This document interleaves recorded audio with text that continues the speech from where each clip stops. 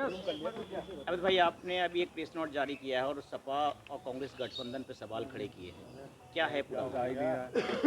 देखिए, गठबंधन होना अच्छी बात है, लेकिन गठबंधन होने के बाद मुसलमान लीडर्स के टिकटों को के साथ इंसाफ ना करना, मुसलमान वोट की अनदेखी करना और दिल्ली लखनऊ बैठ के ये सोच लेना कि मुसलमान अब जाएगा कहाँ, मुझे इससे एतराज़ है कि आखिर आम मुसलमान अपने टिकटों के लिए कब तक मोहताज बना रहेगा।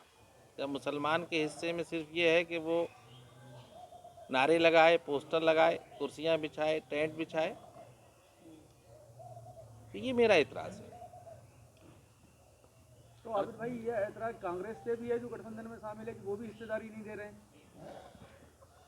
मेरा कहना ये है कि गठबंधन जब होता है, 2019 में भी गठबंधन हुआ और उस वक्त भी मुसलमानों की टिकटों की जो हिस्सेदारी बननी चाहिए थी वो नहीं, उनके साथ इंसाफ हुआ और मुसलमान के वोट की वैल्यू कम कर दी जाती है, मुसलमान वोट की कद्र, कीमत और अहमियत कम हो जाती है। मुझे इस बात पे एतराज़ है, गठबंधन पे एतराज़ नहीं। जहन और नीयत ठीक होनी चाहिए। अमित भाई, ये माना जाएगा गठबंधन की क्या नीयत ठीक नहीं पीडीए में से एक गायब कर दोगे तो पीडीए कैसे चलेगा? अब जैसे बरेली मंडल में एम वाई कॉम्बिनेशन माना जाता है पार्टी का, तो एम तो गायब है। 2009 में बदायूं से मुसलमान का टिकट काटा गया था क्योंकि शेखुपुर कट गई थी और गिन्नौर जुड़ गई थी, समझ में आता है। लेकिन आंवला लोकसभा में 5 लाख मुसलमान हो गए, आज तक वहाँ भी मुसलमान को टिकट नहीं दिया। अभी नगर पालिका के चुनाव हुआ, पूरे उत्तर प्रदेश में टिकट बढ़ते हैं, क्या बदायूं के साथ नाइंसाफ़ी नहीं हुई? बदायूं में 11 मुसलमान चेयरमैन बने, 5 साल उनसे काम लिया गया पार्टी का, झंडा, बैनर, पोस्टर, वक्त, कीमत, पैसा सब उन्होंने खर्च किया और एन वक्त पे उनको टिकट नहीं दिया। ये नाइंसाफ़ी नहीं? बिलाक प्रमुखी में सरकार में एक मुसलमान को टिकट नहीं दिया। तो बहुत मजबूर होके, हर चीज़ की एक सीमा होती है।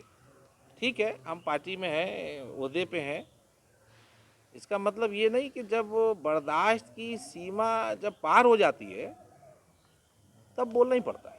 अमित भाई, हक की आवाज़ उठानी पड़ेगी, मजबूरी है हमारी। जिस तरीके से आपने कहा तो अल्पसंख्यकों ऐसा नहीं का, कि पहली बार कोई टिकट कटा है और हम बोल रहे हैं।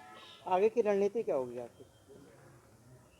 मैं अपनी आवाज़ उठाता रहूँगा, अल्पसंख्यकों की, पिछड़ों की, दलितों की, किसान, मजदूर, नौजवान, और ये आवाज़ मैंने सच्चाई की उठाई है और इसकी सज़ा भी मिली है। मुझे इंतज़ार होगा कब निकालेगी पार्टी।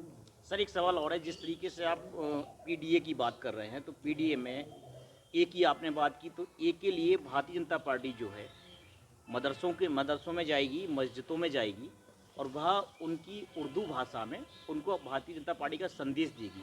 तो इसको, जो भारतीय जनता पार्टी का जो स्टैंड है, इसको आप कैसे देखते हैं? दूसरा, आपने ये कहा कि विपक्ष जो है पहले भी कमज़ोर था और आज भी कमज़ोर है, इस पे क्या कहेंगे? देखिए, 2019 में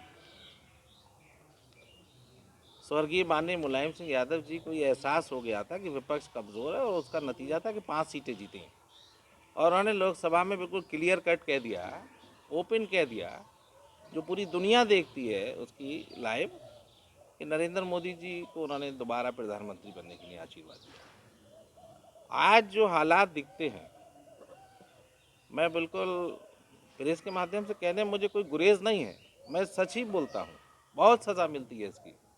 आज विपक्ष इतना कमज़ोर है कि नरेंद्र मोदी जी को तीसरी बार प्रधानमंत्री बनना तय माना जा रहा है।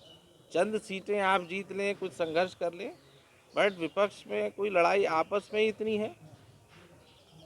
ना हिंदू वोट को सहेजने की कोशिश की जा रही है, ना मुसलमान वोट की नाराज़गी दूर की जा रही है, ना कोई संघर्ष किया जा रहा है, ना कोई विरोध प्रदर्शन किया जा रहा है, बल्कि संघर्ष के नाम पे फेसबुक, ट्विटर और फोटो सेशन तक पार्टी रह गई। ठीक है।